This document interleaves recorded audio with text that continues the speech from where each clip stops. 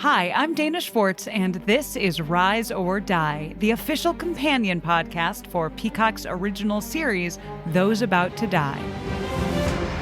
On this podcast, I go behind the scenes with the show's cast and creators to learn how they brought their brutal vision of Rome to life.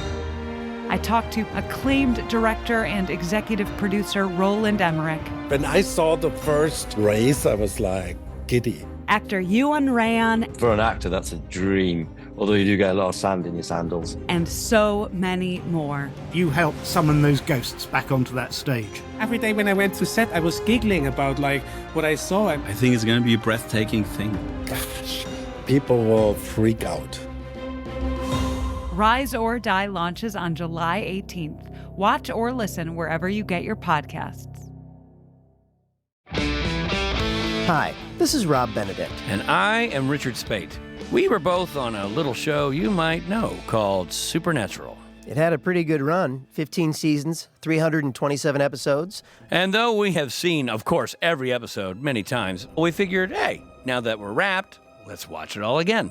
And we can't do that alone, so we're inviting the cast and crew that made the show along for the ride.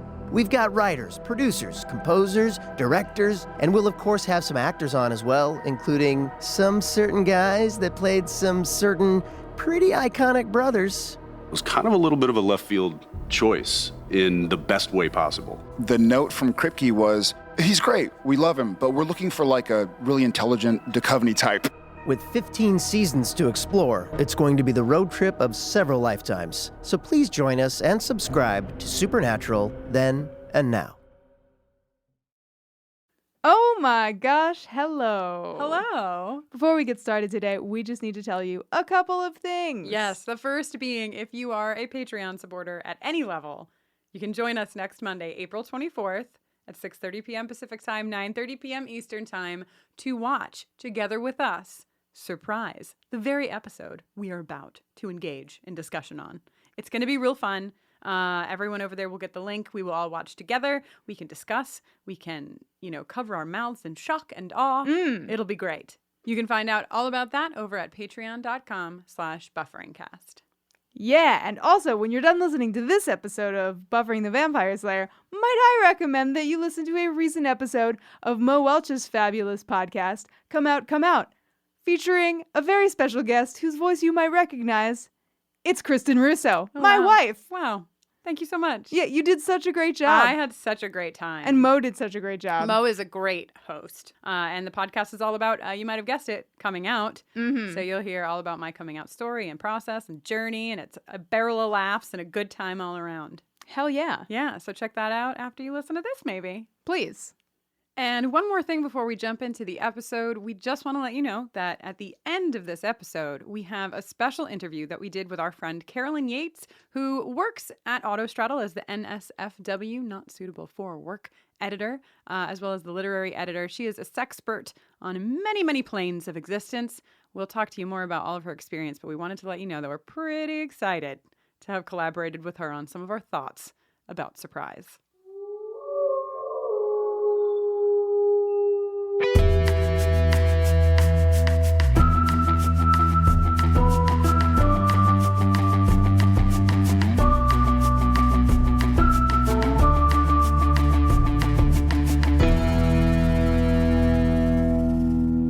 Hello and welcome to Buffering the Vampire Slayer, a podcast where we are watching and discussing every episode of Buffy the Vampire Slayer one at a time. You cannot stop us.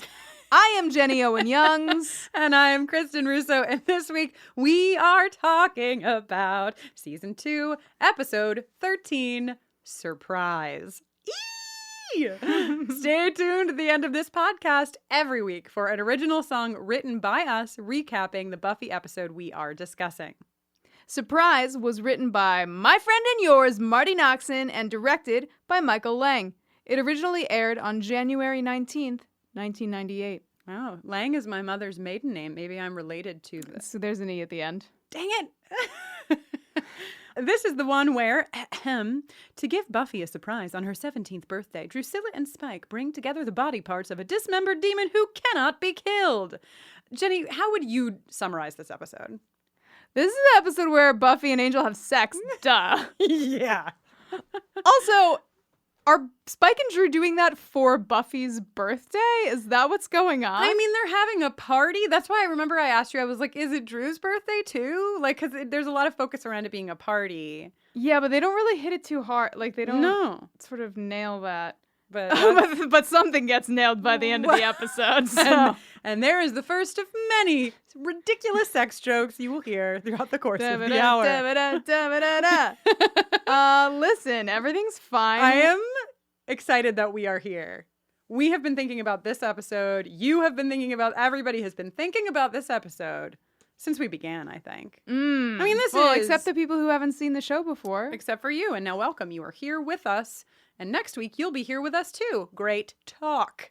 Hell yeah. Or hell no. Who knows? Or hell mouth. So, yes. Well, Buffy sleeps in silk pajamas. Buffy sleeps in silk pajamas. Or she appears in silk pajamas in her own lucid dream. Right.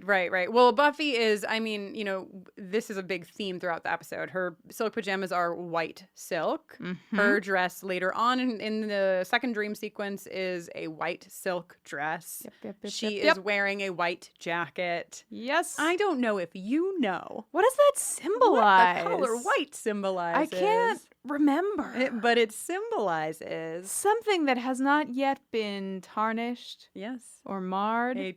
Or perhaps touched. a chaste, virginal daiquiri?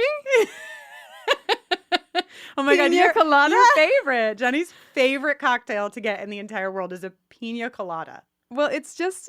It has a lot. Yeah, it has a lot going for it, the pina colada. First of all, it's a slushie, so it's great. Ideal drink format. Second of all, it's vaguely... just for the record, I disagree, but faux continue. Coconut flavored. And third of all, there's that amazing song. Okay, and just... I wasn't Have having we the talked song. about this song on the podcast No, before? we have not. Can we just like briefly touch on the fact yes, where that everyone thought we were going to go with the episode surprise, a deep discussion into the context I just of the pina I colada feel like song. not enough people know what this song is about, and I have taken it on as my sacred duty. One girl in all the world, yes, she alone, yes, has the strength and perseverance to spread the plot of the Pina Colada Go song ahead, Jenny. I'm giving far you and wide. 30 seconds. Go. Oh my God, this guy is like, oh, I've been married to this woman forever, and it's like, you know, the fire has gone out or whatever. Maybe just on a lark, I'll place a personal ad. And the personal ad is like, do you like pina coladas? And so on, right? And then he like gets a response to the pina colada personal ad, and whoa, he like gets ready to go on a date with this person, and then he goes to the date, and he turns out he's on a date with his wife. His wife responded to his personal ad. They were both getting ready to cheat on each other and found out that they had more in common and more fire remaining in their 30 love seconds is up. than they even realized. But you did a great job. Thank you. And there you have it. And that's our discussion of the episode surprise. Good night. Bye. Great. Let's talk about Buffy the Vampire Slayer, shall we? Listen. It's really, it's so great. Buffy gets out of bed. She walks down her hall. Yeah. Drusilla whooshes into the hallway behind her Drusilla. with just a tiny drop of blood sliding out of the side of her mouth. Mm-hmm. And then Buffy opens a door in her house, and the door, of course, goes into the bronze where people are partying. And I just want to say, this is not the only dream sequence that has been created within the Whedonverse. Mm-hmm. And it's one of the things that I think really, they just crush Yeah. so hard. This is really powerful. So hard. So many, it's like really all in the details. I mean, I guess you could say that about anything, but like these details are so perfectly placed. It's so a dream. It's like it's just, they...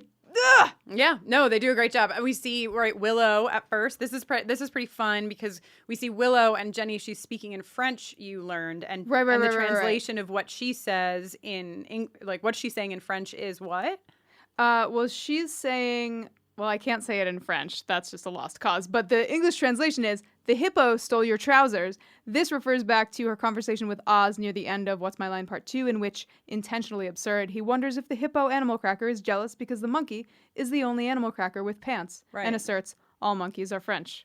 And so here we have Willow speaking in French. There's a monkey on the table. She's referencing this line. The monkey doesn't have pants. She's saying the hippo stole your pants. Which is interesting because as we unpack, like, you know, one of the big plot pieces in this episode is Buffy's dream a premonition or is it just a dream, right? Right. And like that fact right there alone, Buffy was not privy to that conversation between Oz and Willow. Nope. Right? Nope. So that kind of points to this being more of a premonition than a dream. I mean, mm-hmm. whatever, we all know it was a premonition. I thought the way you were going to end the sentence, what's interesting about that was a hippo couldn't possibly wear a monkey's pants because they're very different sizes. Yeah, I really took a turn. I took a turn from where you thought I was going. And the other piece of this dream that I fucking love is Joyce with this plate, which is, you know, also the thing that we see in reality. One of the pieces that is like starting to click together in Buffy's mind. This was not a dream. This was a premonition.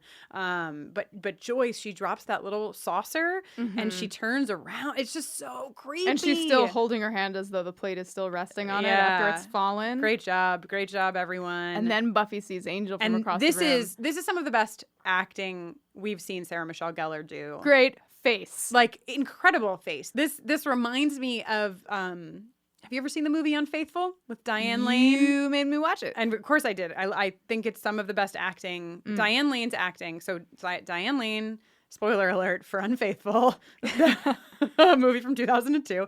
Diane Lane cheats on her husband, and she's like having this moment, which is kind of akin to like the first time you have sex. It's like where or any time you have like good sex, I guess, where you have it, and then later you're replaying it in your mind, and you're kind of like giddy, and you kind of can't keep it together. And Diane Lane has this scene on the train riding back where she's like, she keeps seeing flashes of this sex that she has just had with this man in New York City, and it's like whatever. And her face acting is incredible. It's so incredible. If you haven't seen the movie, you should watch it just for Diane Lane's face acting in that one scene alone. But Buffy, or Sarah Michelle Gellar, really nails this in this moment. I mean, her face barely moves. It's like the tiniest little moves in her face, and you know exactly what she's feeling. Yeah. And of course who she's seeing.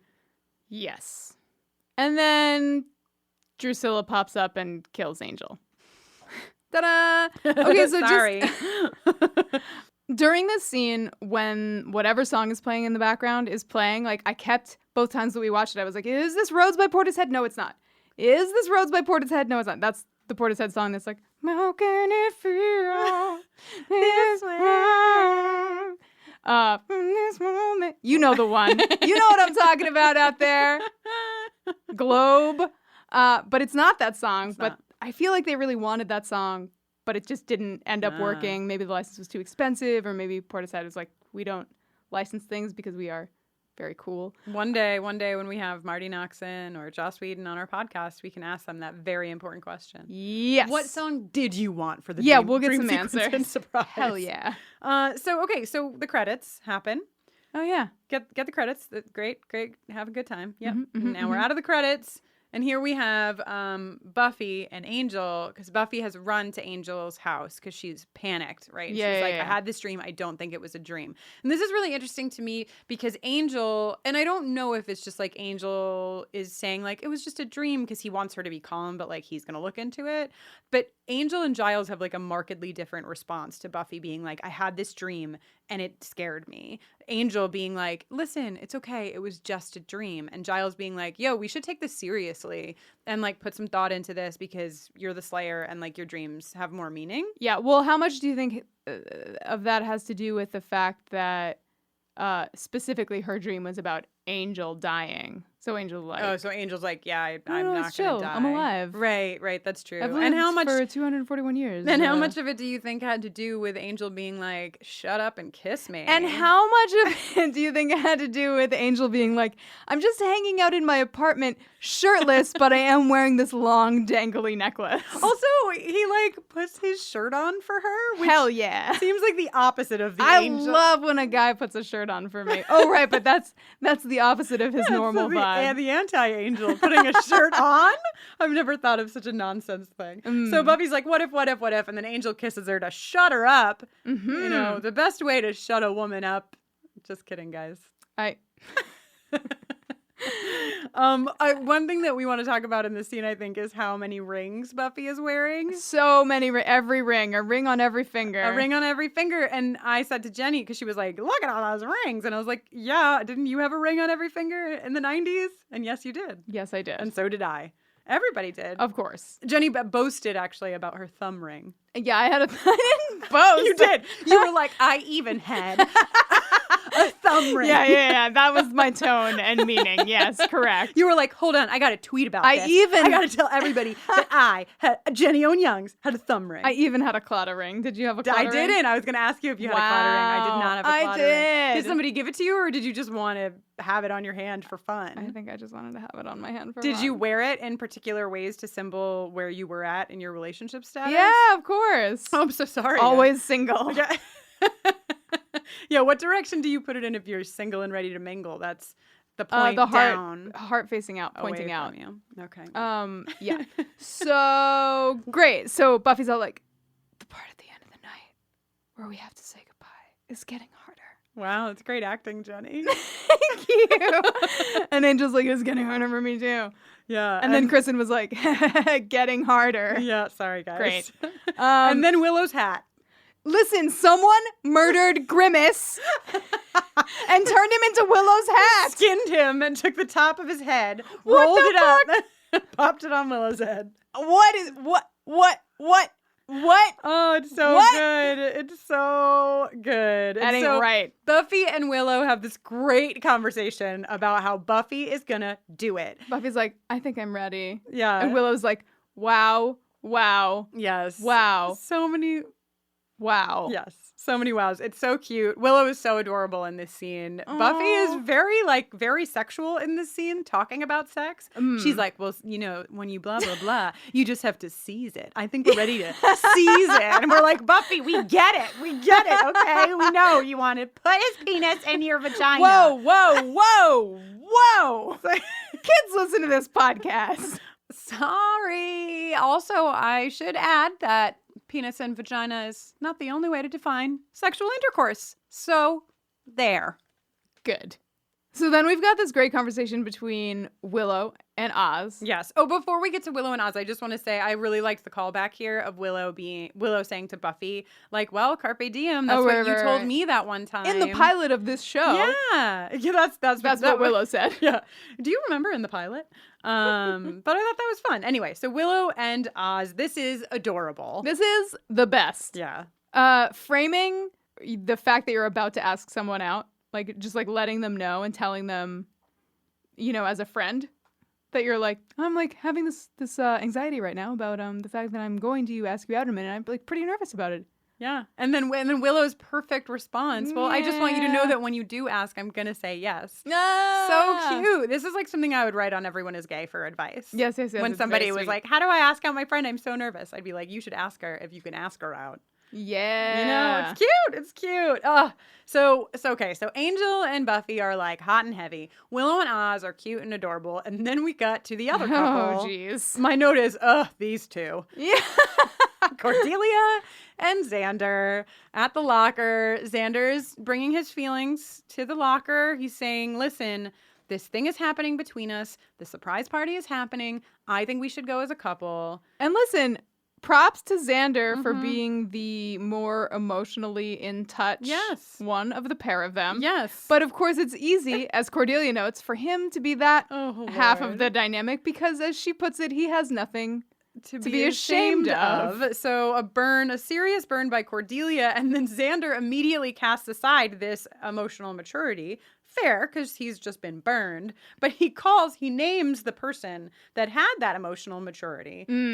Idiot Jed. Yeah. So when will we next see Idiot Jed? I hope. I like Idiot Jed. Yeah, it turns out Idiot Jed comes around. Is a better version, I think, of the Xander that we know.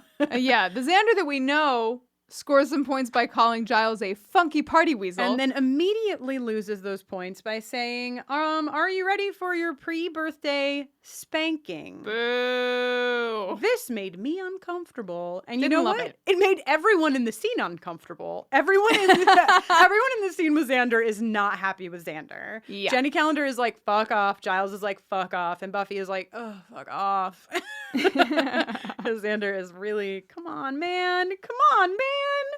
Xander is holding a place in line for the patriarchy. The patriarchy? Yes, indeed. It was like a question and a declaration all at once. And the thing, like, here's the thing. Because we know that there are people out there that are like, oh, so Cordy gets to turn around and be a total jerk and you give her a pass and then Xander blah, blah, blah, blah, blah, blah, blah, blah, blah, blah, blah, blah. Fine, okay? We get it. But Xander's pattern, it's becoming very established here. Xander's pattern is that Xander says a nice thing, does a nice thing, yes. And then the moment that nice thing is not received the way he would like, or his desire is not returned, he gets really angry and he does shit that's fucked up. So we're going to call him out on that, you guys. I'm sorry. If you want something else, you must go somewhere else. But also, just to toss this on the table as well while we're talking about Xander and women, later in the episode when they're doing round robin and calling around to all their parents saying they're staying at somebody else's house, Xander calls home and has to, like, tell his mom who he is. Yes. Like, his mom doesn't even realize. Yes. You know, we're getting a clear picture of Xander's home life. Yes. And the amount of neglect that seems to be going on. It's Right. not like this behavior comes out of nowhere. Right. And that's, like, not to take us down another Xander wormhole, but, like, you know, there's something important about the fact that we do our best to separate the, like, actions that are happening here and how we feel about the actions, and also, like, where those actions are rooted in, and the fact that there's a larger system at play. We've said this here before, but it bears repeating. I'm sure we'll repeat it again. That, right, Xander's coming from a place of, I mean, Xander is also living inside of where, Jenny? The patriarchy? You got it. Whew, nailed it. I was like, right. So anyway, moving on, I'm sure that someday we will spend at least one solid hour speaking about our feelings on Xander. No and doubt. The patriarchy. But in the meantime, let's talk about good old HPV, Harry Potter vampire. Yes. Back on the scene. HPV's biggest episode to date. Great work all around by HPV. Drusilla is, now we mentioned Drusilla in the dream, but Drew is back and she is strong. Very strong. And oh boy. Spike's got wheels. Drew is very powerful. She's licking his face burn. She's licking his burns. She's like flipping out all left and right. Now, I would not allow this episode to happen without us all getting to sit together and listen to our wonderful Drusilla as she looks at the flowers for her party. These flowers are wrong. They're all wrong. I can't abide them. Let's try something different with the flowers then. So, oh boy. Julia Landau is so great. God, she's incredible. She might be one of my top favorite actors on this show, Juliet Landau. Yeah. This is incredible. Also, it reminded me, I told you this, Jenny, but I thought it was interesting, like, that she's flipping out over the flowers, which seem to be red roses, I think. Because it reminded me of the Alice in Wonderland, right? Painting the roses red, and the queen, who's like, you know, the whole character of the queen in Alice in Wonderland is that she's a bit batty. And she loses her mind over the roses not being the roses that she wanted because they painted them red. They're not real red roses, the whole thing. I just felt like there was a parallel here. Oh, yeah. The long and short of it being, Drusilla, oh my God, you're the best. And you'd get your jingle now, but we're going to wait because there's a lot of other things you do in this episode that are phenomenal. Yeah. Meanwhile, Joyce drops her plate. Joyce drops the plate right after Buffy spends a few minutes putting about a gajillion bangles onto her wrist. I guess they're not properly bangles. I totally rocked out the bangles. Just a gajillion? In the 90s. Oh, yeah. And like arm. jelly bracelets, too. Remember jelly bracelets? I remember jelly bracelets. Jelly bracelets were like an 80s thing, and then they got cool again when Gwen Stefani did her music video for Don't Speak. No. Wow. Just because she's wearing jelly bracelets. Okay. Whatever. Yep. Right. So now it's Buffy's birthday. Joyce drops the plate. We're getting closer and closer to, of course, knowing that this is not a dream. This shit's happening. And then we go to Jenny Calendar. Oh, my gigapet is sad, Jenny. Why? I didn't mean to interrupt this podcast, but I want to let everyone know that based on my inspiration from Bad Eggs, I bought myself a gigapet. His name is Chicken. He's a cat. And he's sad all the time. So it just brought him to life just a couple moments ago. and he's feeling sad. He's just real sad. So I don't know. I was about to talk about Jenny Calendar, so maybe you should talk about Jenny Calendar for a minute while I tend to Chicken. Yeah, you my tend cat. to Chicken the cat. I'll let It's our just like listeners. he's so needy, Yeah, and you already have a wife. right? God. Yeah, I get sad. It's and just like you're a need cat, stuff. man. You know what I mean? Cats don't need things. It's a unique cat. Anyway, I'm gonna feed him. Okay, you feed Chicken, and I'll tell our wonderful listeners about what happens next. We go to the computer lab where Jenny Calendar receives a visit from a mysterious man in a floppy hat. You may remember him as the subway ghost from Ghost. You may remember him as Lanny from the Humbug episode of The X-Files. Wow. But here he is. Uncle Anyos. Enios, I think. Enyos. I'm sorry, Uncle Enyos. Yeah, and there's a big. Sorry, I just in case you're worried about. How's Chicken? I put Chicken to sleep. I don't know how gigapets work, so that seemed to be the thing that would. You put your pet to sleep? Oh, that's really bad wording on my part. He's put sleeping. Your pet to bed. Okay. I put him to bed. I put him to bed so that I could talk about Uncle Enyos. We recorded this episode on Wednesday, April 12th, 1 week ago. Chicken lived until Friday, April 14th, 2017. R.I.P. Chicken. We hardly knew ye. Back to talking about Uncle Enyos. So this is a big reveal here, right? Jenny Calendar is of the Romani people. Jenny Calendar is not her actual name. Her actual name is Yana. Of the Calderach people. And we learn that she is apparently in Sunnydale in the capacity of sort of monitoring Angel and making sure that he's miserable because her people are the people who cursed him and reinsouled him. Right. And so before we go forward with more conversation around Jenny Calendar and this whole thing, we just want to talk about the fact that Uncle Enyos he talks about the Calderach people and then immediately after that says like you're a gypsy, and that is a word that is super problematic for a lot of reasons. And so we just wanted to take a second. Someone sent us, we've talked about it on the podcast before, but this really incredible book called Joss Whedon and Race that has It's a collection of essays. Yeah, it's a collection of essays, and this essay is called Representations of the Roma in Buffy and Angel, and it is by Katya McLean. And so I just want to read a couple pieces of it to sort of contextualize this moment that happens. And it's not the first moment. We also saw some of this in Angel in season 1. So first of all, just to give a little context on the Roma, now I'm quoting from the article, the Roma are a people who originated in northern India, entered Europe at the end of the 13th century, and who speak or are descended from ancestors who spoke the Romani language. The Roma were seen as an excludable other from almost the first moment that they entered Europe.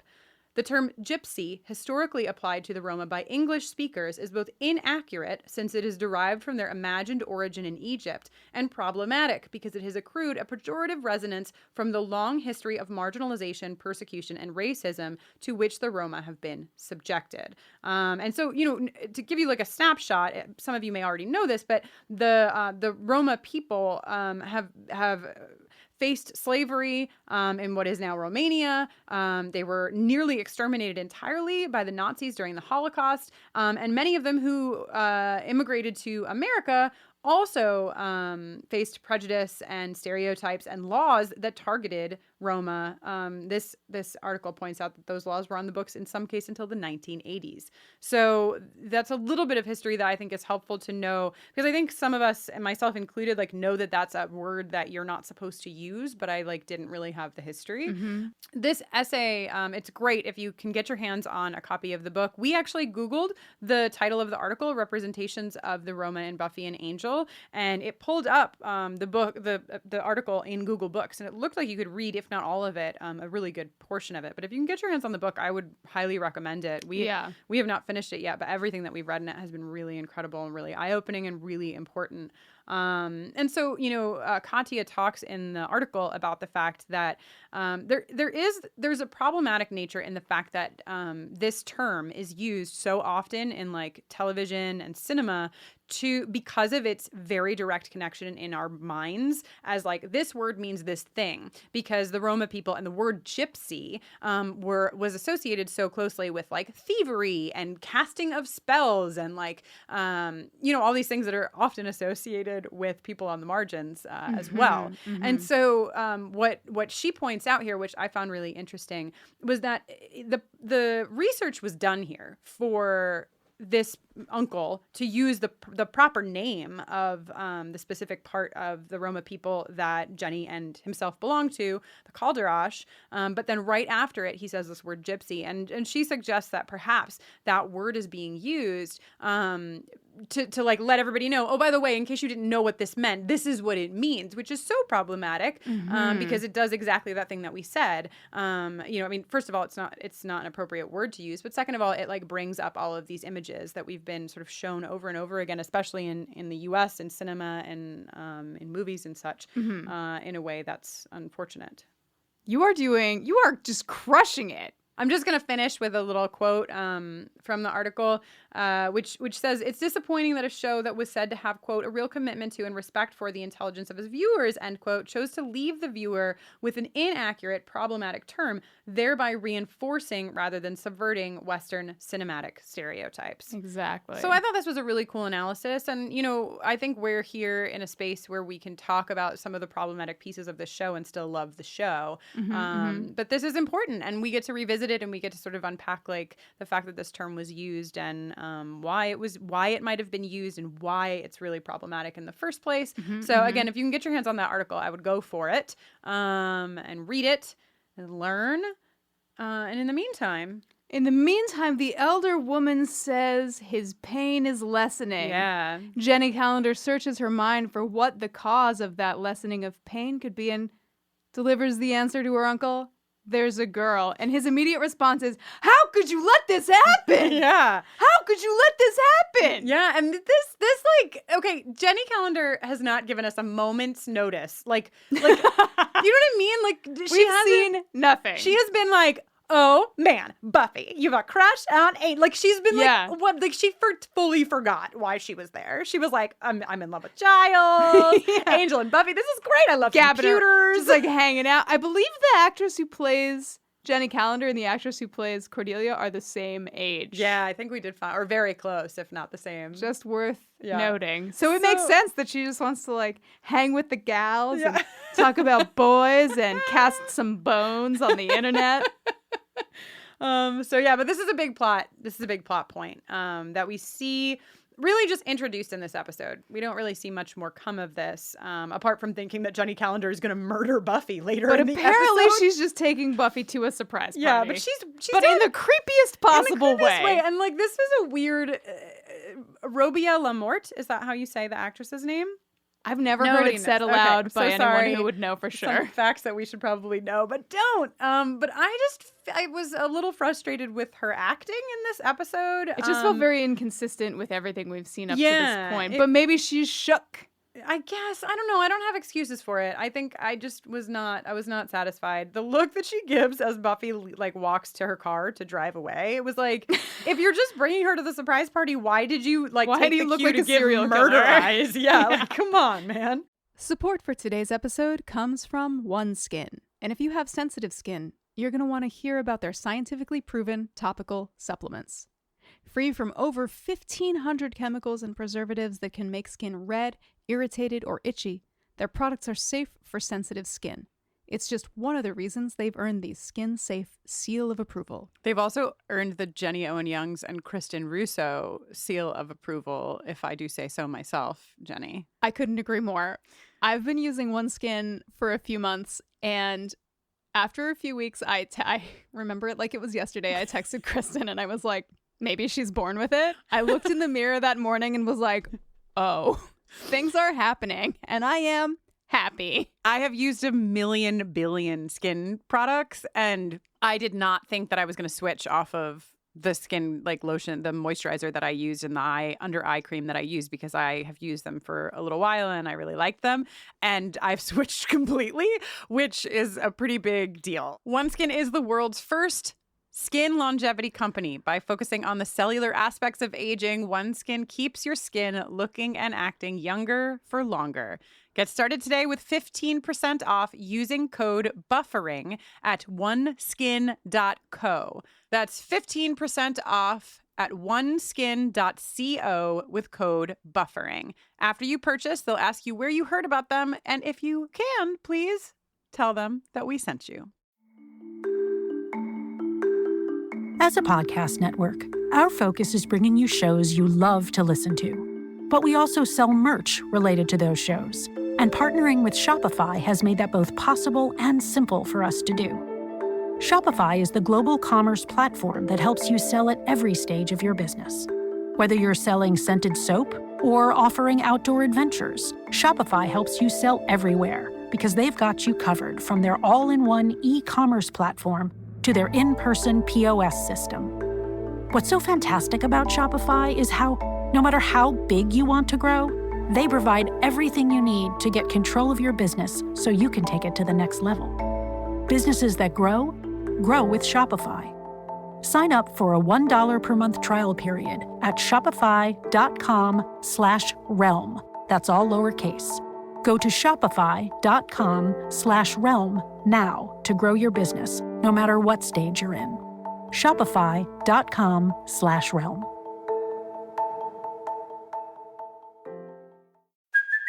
Hey, it's Kaylee Cuoco for Priceline. Ready to go to your happy place for a happy price? Well, why didn't you say so? Just download the Priceline app right now and save up to 60% on hotels. So whether it's Cousin Kevin's Kazoo Concert in Kansas City, go Kevin, or Becky's Bachelorette Bash in Bermuda, you never have to miss a trip ever again. So download the Priceline app today. Your savings are waiting. Go to your happy place for a happy price. Go to your happy price, Priceline. But yeah, so a big plot point there. Another huge plot point is Willow's dog shirt. That's Scotty Dog's sweater. That What is up? Is a great sweater. If anyone ever sees that sweater on a rack somewhere in a Salvation Army or elsewhere, please send it to me. I will wear it with such pride and joy. But don't ever send me the hats. I don't want the hats. I don't want to know them. Don't want to have them on my head. So how about this surprise party? I have a lot to say about it. Yeah.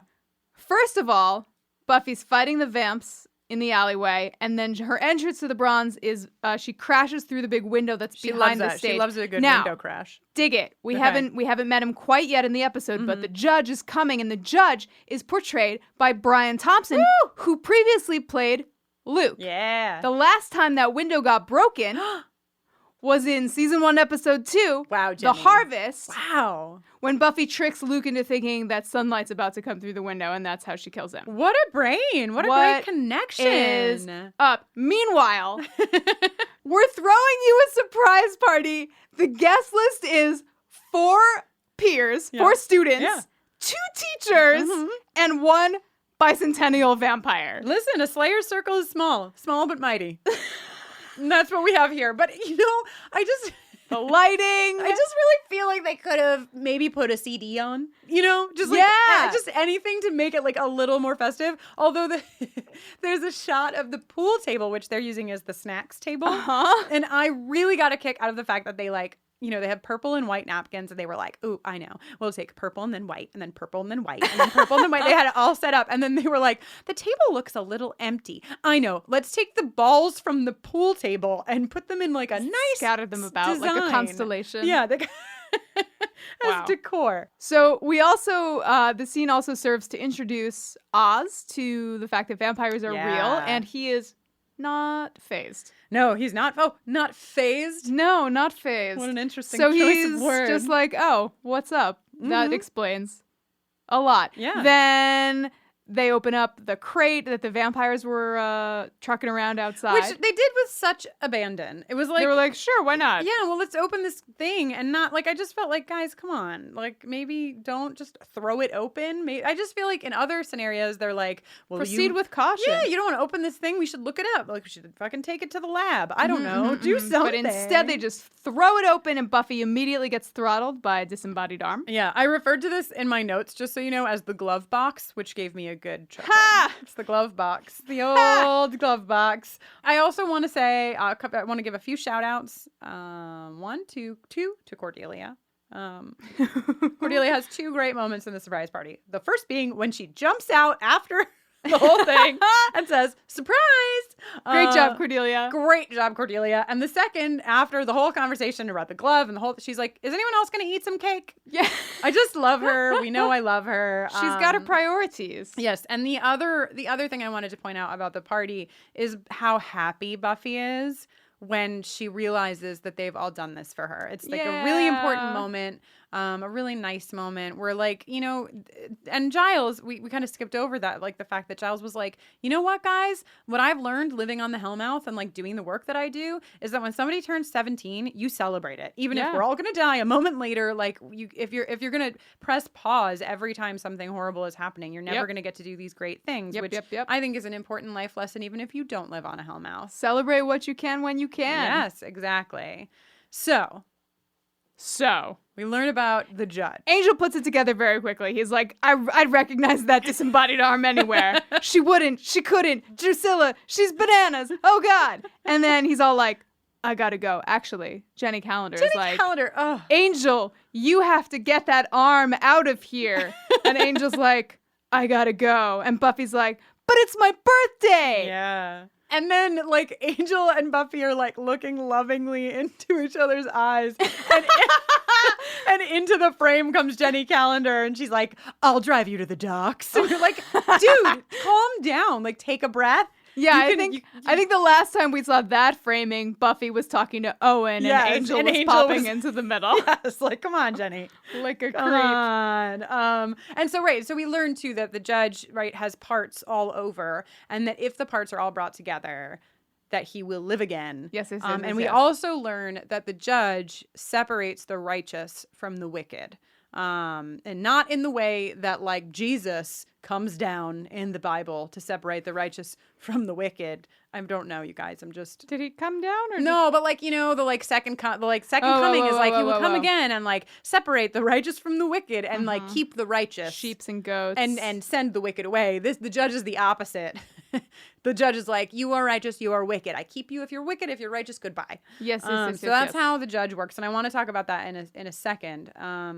But first, HPV gets his glasses stomped by Drusilla. Oh my God, I love this. And then moment. she almost pokes his eyeballs out. Oh, and she has such a good time with it too, with her 2 little pointy fingers aimed at his eyeballs. And then like the thing that she does with her arms when she decides not to poke them out, where she like wants to scare him anyway. Yeah. Really great. Really, really great. And she lets him free because as Spike says, he's one of the only vampires with half a brain. We probably should keep him around. Right. Good idea. And then we go to the docks. To the docks. So the Sunnydale docks at the corner of 17 alleys on the sea. Yeah, exactly. Where is it's this? all alleys and then the ocean. It's claddagh ring time, baby. Hell yeah. Oh my God, that should be a ringtone. It's claddagh ring. Okay. Angel's like, what's up, girl? I have to go, but let me give you this ring. It's 2 hands holding a heart wearing a crown. And if you wear it with first of all, he's like, friendship, you know, the hands are friendship. Yes. The crown is loyalty, and the heart is you know. You know. This is like, and let's just take a minute here for Angel, the whole episode, me being like, Angel, seriously? Like, seriously. He's like, I. He says I, and then pauses like 486 times. Get it together, man. Yeah. Say what you mean what you say. But it's pretty slick that he's like, if you wear it with a heart pointing towards you, it means you belong to somebody. Like this. And he's already wearing one like that. He's like, Buffy, you own me. Yeah. Buffy, I'm property. I'm into it. Me, Kristen, I'm into it. I wasn't playing Buffy. I was playing Kristen. Then he's like, and then it's like, vampire interrupted. He says, Buffy, and then he pauses for 4 hours, and then he says, and then he pauses for 4 hours, and the vampire's like, you know, man, I was going to give you a chance to say what you were going to say, but forget it. But the vampire jumps down because he's very impatient. But before the vampire jumps down, I think something important in this exchange between Buffy and Angel is this conversation around, like, she doesn't want him to leave, and not because, like, she's going to miss him, although she will, but she doesn't want him to leave because she doesn't know the kind of life that both of them live. They don't know how long they're going to live. It's like a very specific thing. It's a very specific situation that I think has come up a couple of times already and will come up again, where she's like, we have to be realistic about the fact that you could, in 6 months, I might not be around anymore. You know, my life is threatened every episode of the television. Yeah. She's like, Angel, I'm in this TV series, and every episode I almost die. So you never know what the writers are going to do. Yeah, they're unpredictable. But I just thought that was really important. A really important piece of this whole thing, right? Is like they're falling in love, but the stakes, and like, you know, stakes. Oh boy. But we talked about this a little bit earlier, where. Sorry, off air. You weren't here for this part, but Jenny and I were talking about, like, the first time you fall in love, the first time you have sex, and, like, the emotions that come along with that, and how even without carrying the weight of the world on your shoulders, you're really, like, in deep. This is, like, one of the most overwhelming times in a person's life is the first time they fall in love, because you don't know up from down. I mean, you're really just all over the map. Yeah. So we have that here, but it's like underpinned by this even deeper situation with their lives and their livelihood. So. Speaking of lives and livelihood, there they are fighting for their lives and livelihood. Those 3 vampires that are on the docks, including HPV, who's grabbing the little crate. And there's some fighting, and somebody gets away with the crate, and then Buffy gets thrown in the water, and then Angel's response is, Buffy! Yeah, and then he jumps in the water after her. Bro, it's just the water. Yeah, he's like, Buffy can't swim. Like, I think Buffy can swim. I think they just wanted to get everybody wet. Nice and wet. Another theme in this episode is wetness. Really? Hit it over the head. Yeah. They're like, oops, we fell in the ocean. Oops, the sewers sure are damp. Oops, it's pouring rain. Like, we get it. We get it. Buffy's in the library and she says, we got wet. Just in case we missed we get it. Everybody's getting wet. Okay. Oh, boy. My next note is, fuck you, Xander. Xander has a particularly shit moment where he's detailing his fantasy vision of Buffy and Angel's life together, where Buffy is working at Denny's during the day, slaying by night. Angel has a blood belly. And the spark is gone. Yeah. And then Xander flies into town on his private jet. And takes Buffy out to prime rib. And then the cherry on top that he loves, that he's grinning. So happy when he about. says, and she's crying. Like, guys, come on. Not okay. Like, even up until, like, wishing that your friend is unhappy is troublesome. Wishing that your friend is unhappy so that you can swoop in and be together with them, still troublesome. Wishing that your friend is unhappy so you can swoop in and say, I'm happy, how about you? And watch them cry for pleasure is kind of fucked up, guys. It's a bummer. That is what underpins my note. Fuck you, Xander. Fuck you, Xander. So they do the round robin. Everybody's sleeping at everybody else's house. Xander's parents don't care where he is. We learned that pretty briefly. Yep. And they're doing in researching the judge, they come across the information that no weapon forged can kill him. Right. There's also a really great moment when Angel tells everyone that Buffy hasn't been sleeping well. And everyone in turn. Yeah. And he's like, she told me, guys. Yeah. Come on, man. So yeah, and then something that I wanted to note, so we go from because Buffy's sleeping, so we go into the second dream sequence, and we already talked a little bit about the like she's wearing that like Joan Crawford nightgown. Yeah, she's really going for it with the white silk. But I noticed that Drusilla seems to be wearing the same dress or like a very similar dress. And it's interesting to me, the sequence, because it's like Buffy is in the white silk and Drew is in the white silk in the dream. And then we cut from the dream to Buffy waking up and like hugging Angel. And then it's like a close up on Buffy's face that fades as close as they could get it into Drusilla's face. And then Drusilla is wearing like a blood red dress. Right. So there's just a lot of symbolism, a lot of stuff happening here with whatever. With who knows? Who knows what it could symbolize? Who can say? Who can say? So the biggest difference between Buffy's party and Drusilla's party is that there's music. And what song is Drusilla currently spinning? Why, it's Transylvanian Concubine by Rasputina, the goth cello trio. Wow, that's perfect. Nailed it. It's exactly what. Speaking of hitting things over the head. Yeah.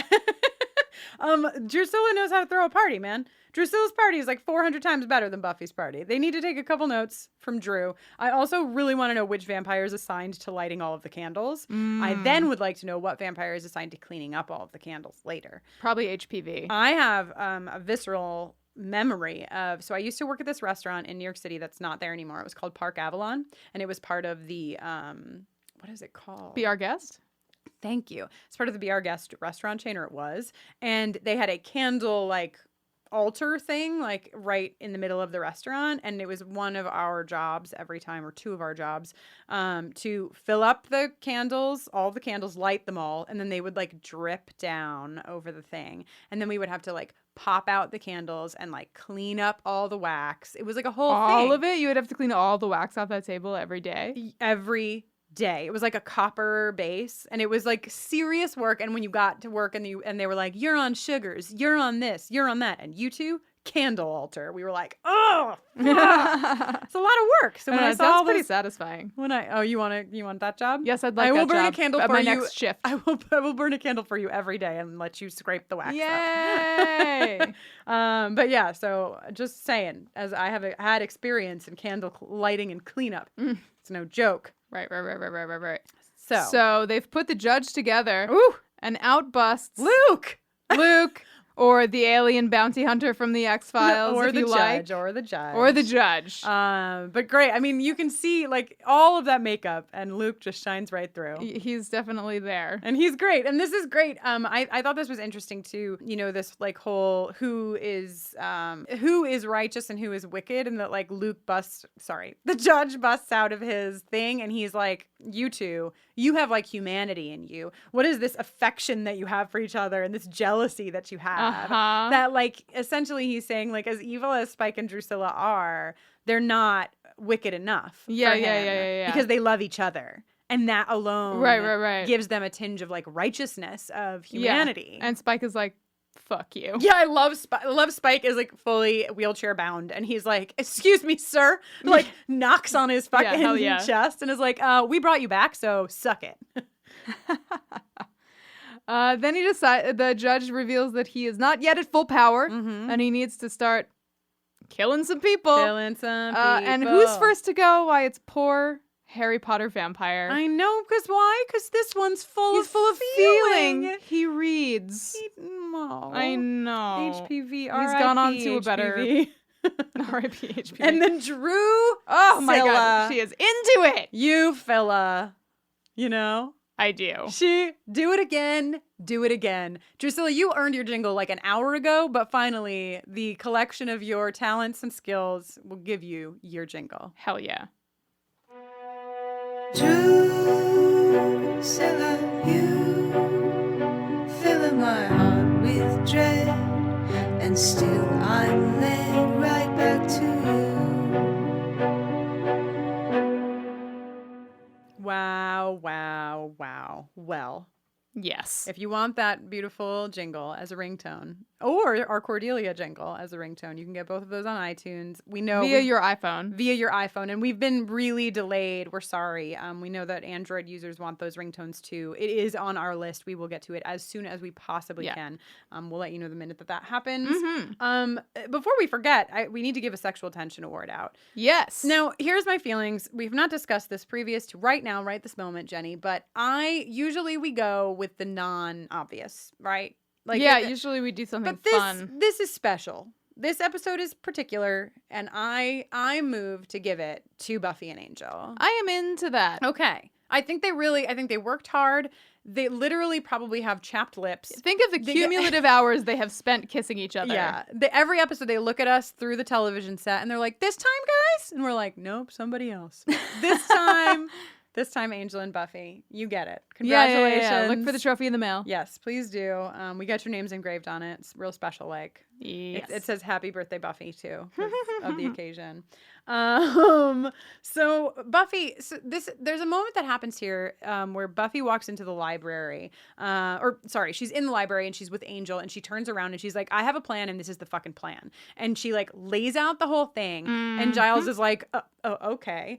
And I feel like it's very intentionally put there to underline the fact that Buffy is an incredibly capable human being. Who can make her own choices. Right. Oh, yeah. Right. Because, we are dealing with television and sex. And the 90s. And I think that they wanted to make it really clear. I mean, we see again and again, of course, that Buffy is very capable. But I feel like this explicit moment of her being like, "I own my shit, guys," is really leading into what happens next. Yes. Which is a whole lot of boning. Well, but first they gotta get wet. They go to Spike and Drew HQ. Yes.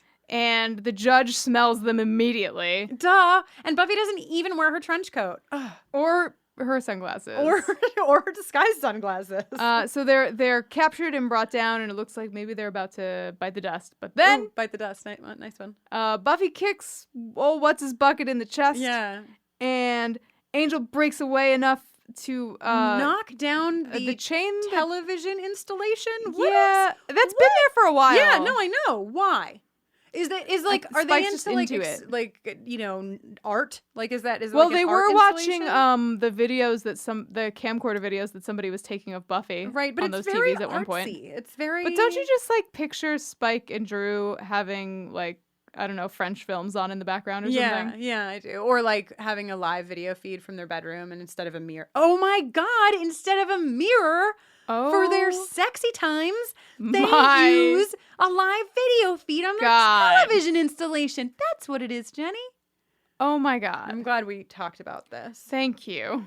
Anyway, they escape. They come up through the sewer. It's pouring rain. Oops, we're all and wet. if you missed, because we watched the episodes twice, and on the second viewing, Buffy and Angel jump down into the sewers, and then it cuts back up to the vampire lair, and Drew had just one line. She says, "Go," and it is so intense and so great. And it made me happy. Thank you, Drew. So they're in the rain. They seek shelter at Angel's place, Wow. and Angel says, "Put this on and get under the covers just to warm up." Jenny was lying on the floor watching this, and I was sitting on the couch, and that moment happened, and her hands just came up from into the air so I could see them, and she did air quotes. Just to warm them up, huh? It was a really good moment. So we have a really special treat. Oh my God, this is so great.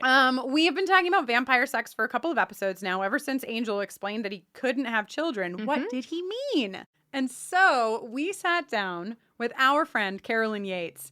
Carolyn is the not suitable for work and literary editor over at Autostraddle. She also runs sex, kink, and relationship-related workshops at A Camp. She's written about sex, culture, feminism, and gender for Nylon, Bitch, The Toast, Jezebel, The Billfold, and Extra, among many others, has discussed sex and relationships on New York Magazine's Sex Lives podcast and many other radio shows, and conducted the Ultimate Lesbian Sex Survey, a survey of queer women and humans that is one of the largest of its kind.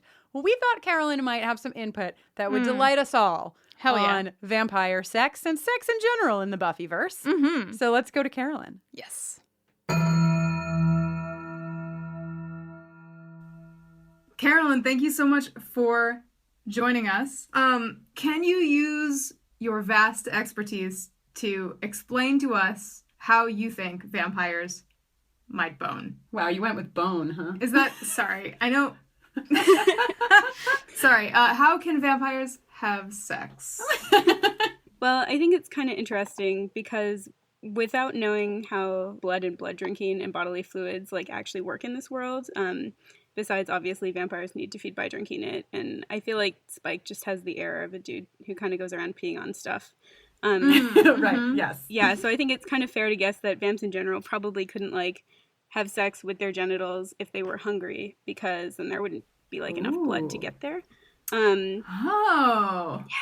which so a vampire needs a good meal before a good boning. So we're 'cause saying you the need to, blood like- that they drink is the blood that then flows through their circulatory system and makes their stuff. Jenny, ready? are you also an expert at talking about sex? You're doing a great job. Well, I didn't want to say penis, and I didn't want to say erect because I'm 5 years old. I think you're gonna have a hard time having this conversation if we can't say penis or erect. That's true. Well, but like people with like clitorises and vaginas still need blood to get there to like have a good time. Thank God you're here. Yeah, I mean, that's why you have me on here. So yeah, and I think like usually in vampire lore, sex and feeding are really tied together, right? But here, yes, totally. Yeah, but here it's interesting because they're kind of separate. It always looks like they're kind of like breaking people's necks and like happening to like just like grab a bite, or it's like violent and quick. And have we gotten to the death cult yet, where there's like the people in like the velvet in the basement, and it's like yes. Yeah. So what's the name of the club? The Sunset Club. The Sunset Club. The Sunset Club. And I feel like that's kind of a thing where maybe like vampire feeding is eroticized, but it's not the vampires doing the eroticism. It's like weird 90s teenagers who are like, yeah, this is a great way to solve all our problems. And so I think you can take weird off of 90s teenagers. I think there's just that was just the general 90s. vibe Like of 90s teenagers. Yeah. Sure. But yeah, so like the pleasure from feeding is more like a killing pleasure than even like a normal like, oh, I ate a food that I liked pleasure, or let alone like sex. And then also in other mythology, vampires seem like way more hedonistic than here, which is probably a little bit like, oh, a television show. But also a little bit like vampires are after other stuff, like the end of the world. Like even when Spike and Drew are super sexy with each other, it's like, oh, this is a great way. And look, then we're going to have a party and everyone will die. And, and so like sexual pleasure is just like kind of approached differently. And so then it's sort of like, okay, well then how do vampires actually experience pleasure or joy? And we know that Andrew can't have kids, but like, does that mean that he can't have penis and vagina sex? Or does that mean that his sperm is also undead? Or like as a vampire, or like as a vampire, is it irresponsible to go around creating like half undead babies? Or is that just like, oh, because you're feeding and creating additional things walking around that are like you by feeding instead of like with your junk, then is that like why he can't have kids? Because he like doesn't want to. Someone had suggested to us that that it might have to do with body temperature, because in order for sperm to be viable, it has to be like at a certain temperature, and since vampires are cool to the touch, they're like room temperature, that maybe no sperm created in a vampire body, if such a thing were possible, would remain viable. Yeah, that would make sense too. Wow. Or maybe he's just like really into safer sex and made like a responsible decision that maybe as a 200-year-old it would be like, oh my god, not. He got a vampsectomy? Yeah. Oh my god, a vampsectomy. I'm so mad at you. There it is. Well, and you, Carolyn, you brought up too in our preliminary conversation around this that like, is safer sex a concern for Buffy and Angel? Like, do they have to, like, can either of them transmit diseases to each other? Maybe it depends on, like, how room temperature, or if a vampire were to have sex with a human partner with an STI and then go really quickly before the disease, or before the infection had a chance to, like, die, or before they took a shower, then it could, like, go, like, how it can travel on surfaces with some of them. But, like... Yeah, I don't know how that would work. Or is vampirism itself an STI in some? Because if you're using feeding for reproduction, then like, and you're spreading vampirism, then like, how does that? That's deep, Carolyn. That's great. That is great. Wow.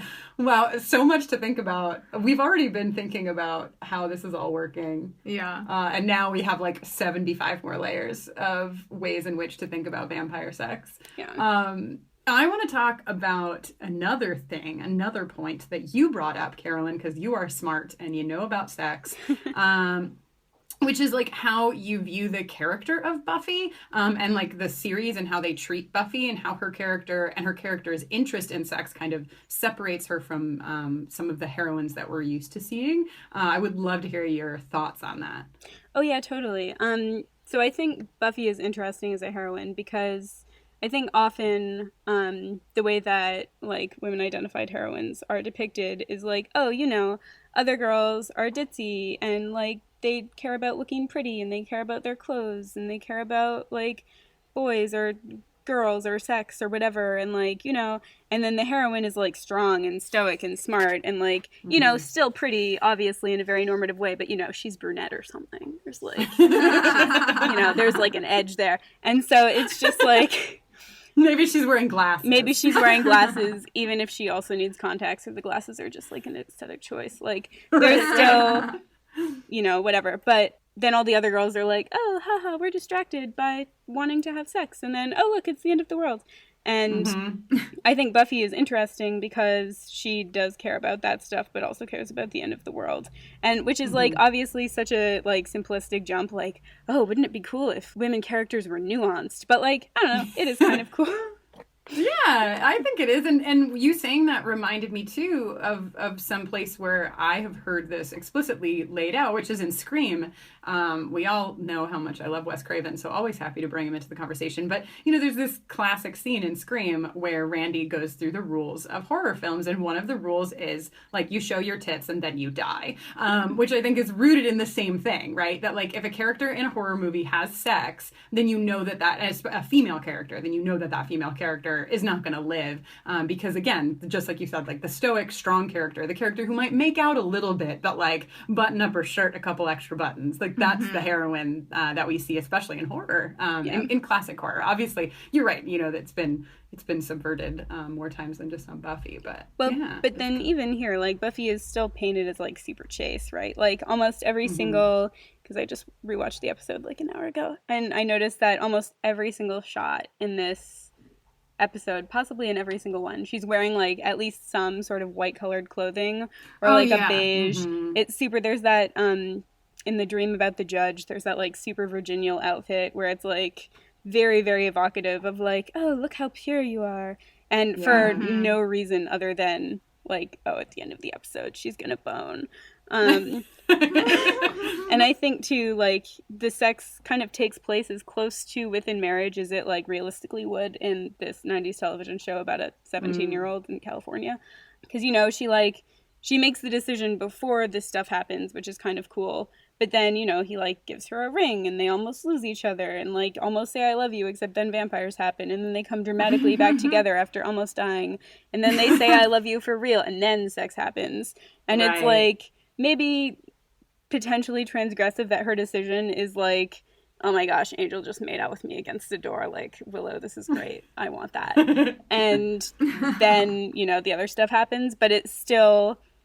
all that other stuff is still super present in a way where it's like, oh, are you kind of giving her permission to do this within the realm of, quote, needing permission to have sex or to explore sexuality? Or is it, like, actually transgressive? Or maybe a little bit of both. And we noticed that, too. We just watched the episode as well. And there's a scene at the end, right before they do it, that she takes off her shirt, but then she pulls it up, like, to her neck. And I was like, Buffy, seriously? You've, like, literally... Like, she's still wearing a tank top. And also she's, like, you know, her general style of dress is, like, low-cut tops and, like, whatever. So it is very different in this scene, I think, with her...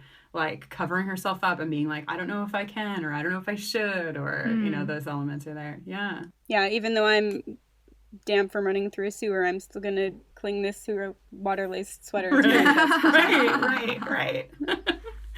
Wow. Well, and so, you know, obviously we're in the middle of two important episodes here. We're at the end of Surprise and we're before Innocence. And we see, you know, they have sex, or so we are to believe. I was actually disappointed by the little amount that we got to see. I know it was on television, but like, man, I didn't even see like a pair of pants get tossed across the room. Oh my gosh, right? Even though they're holding like extra clothing, none of the extra clothing ends up in. But then, you know, then we see this ending scene where Angel runs out and collapses into the alley, and he's saying Buffy's name. And if our watchers are seeing this for the first time, they are not going to know what happens, but we know what's going on, and I know that we are going to want to hear more from you later. So I'm hoping that you'll come back and visit us in a later episode so we can talk about... Oh, absolutely. spectacular. Great. Carolyn, you are fantastic. This was so much fun for us. And I'm sure that everybody's going to be really psyched to dig a little deeper into vampire sex. Yeah, thank you so much for joining us. Oh my gosh, my pleasure.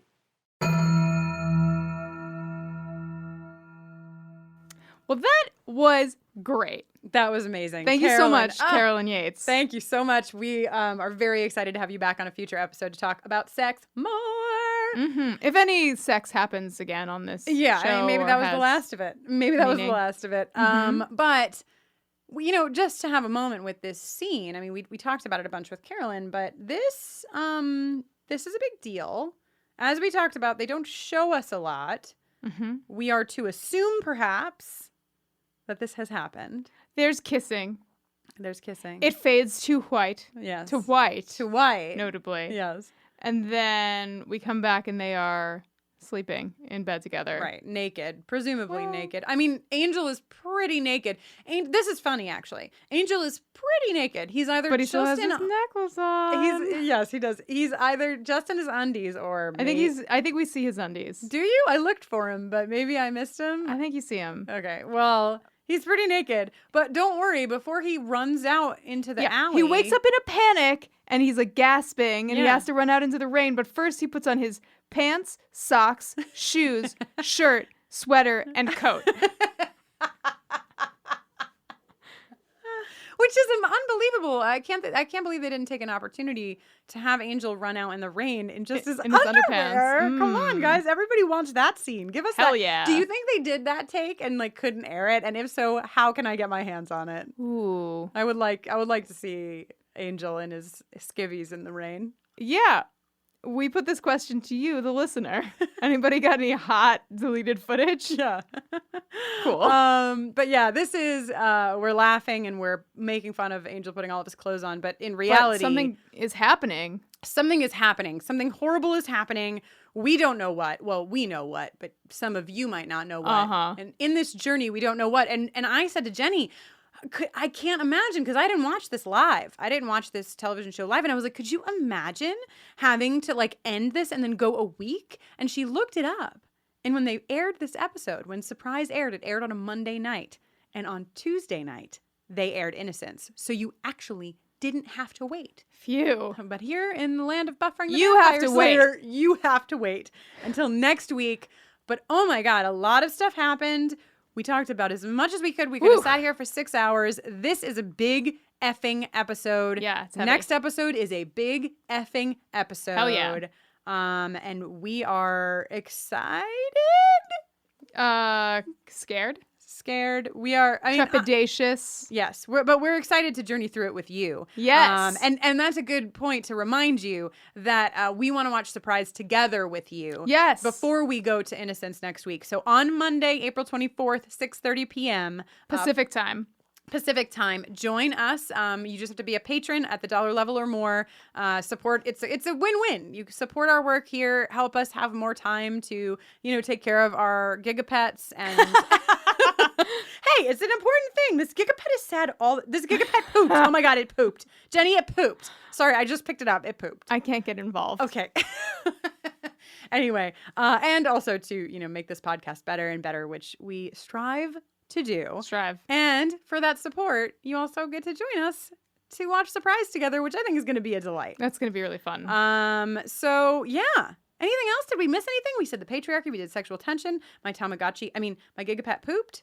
You guys, did you know that Tamagotchi just is re-releasing as of like... They saw Kristen's post that she had ordered a gigapet on eBay. And they were like, we better fire up the Tamagotchi maker. They were like, one girl in California ordered a gigapet off of eBay. I think it means it's time. Yes. So now that Tamagotchis are being re-released, but you know what the Tamagotchis don't got that I got?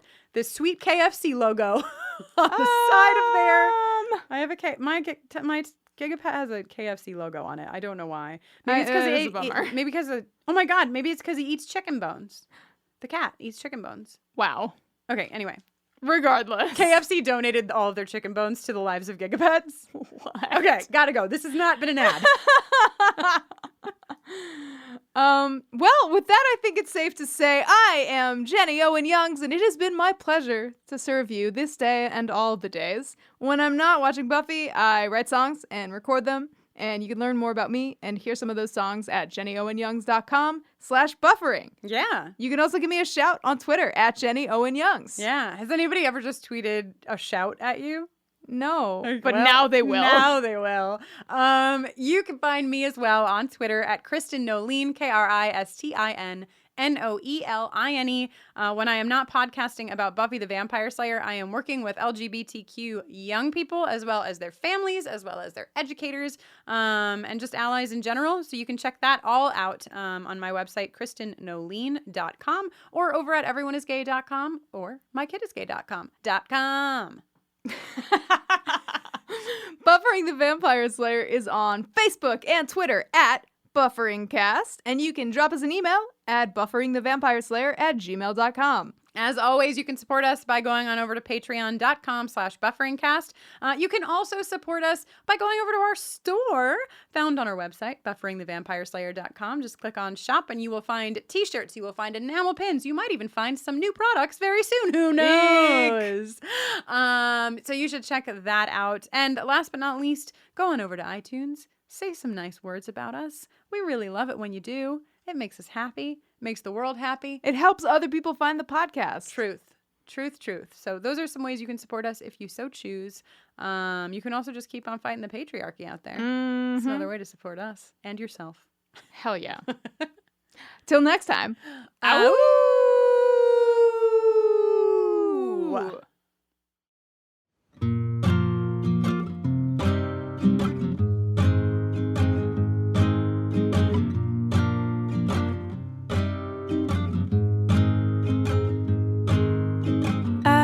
Looking at you for a long time, and you've been circling me for a while, like a moon on the shore of a low tide, a light in the dark through the miles. I know the closer that you get, the less I shake, and we both get right up to the edge of something.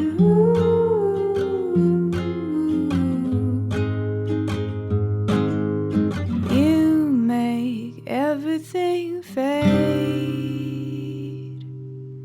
You make everything fall away. You make everything fade. You make everything, make everything.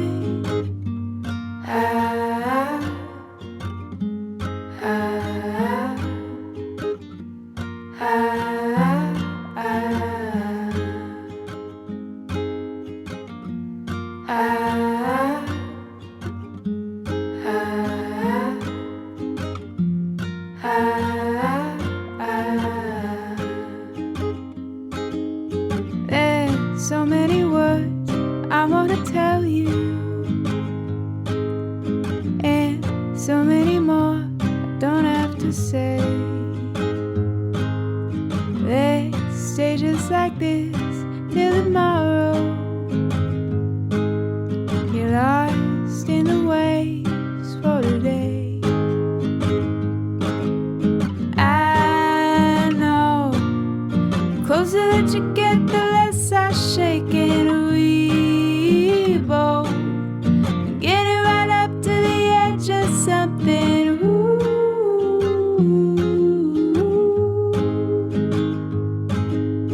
You make everything fade.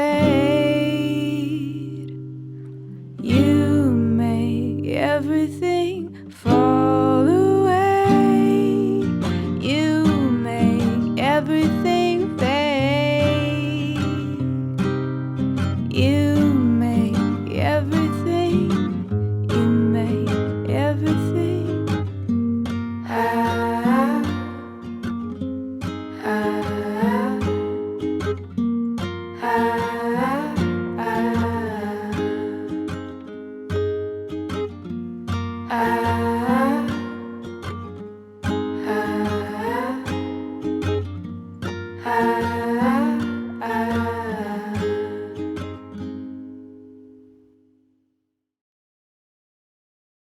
Dana Schwartz, and this is Rise or Die, the official companion podcast for Peacock's original series, Those About to Die. On this podcast, I go behind the scenes with the show's cast and creators to learn how they brought their brutal vision of Rome to life. Gosh, people will freak out. Rise or Die launches on July 18th. Watch or listen wherever you get your podcasts. Do you know what lies within nothing? No. Do you know where it ends? Do you want to know? Yes. Counterbalance, a high fantasy audio drama. Season 2, coming 15th of October 2023. Learn more on trilunas.com.